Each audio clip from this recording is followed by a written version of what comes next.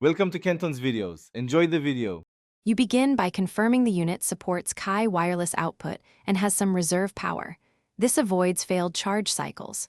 Once done, connect the power bank's USB-C input to a reliable 18W adapter so the internal battery can accept full recharge current.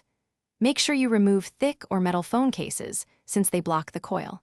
Place both devices on a flat, non-metal surface and align now. Starting with proper prerequisites prevents slow or interrupted wireless charging.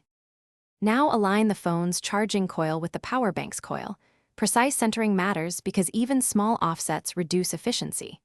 Once you place the phone, check the power bank LEDs or on-screen indicator. A steady light usually means normal transfer, while blinking often signals misalignment or insufficient input power. Make sure the input cable stays plugged in and the adapter remains powered. Also monitor temperature. Wireless charging generates heat, so ensure airflow and avoid stacking or blankets that trap warmth. When the phone reaches the desired percentage, stop the session. Some banks recommend disconnecting USB-C input before removing the phone to prevent sparks, so follow the device guidance. For long-term storage, keep the power bank around half charged to preserve battery health rather than leaving it empty or full.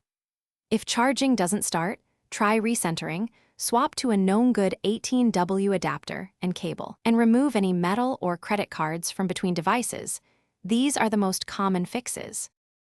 Thanks for watching. Consider subscribing if we helped you.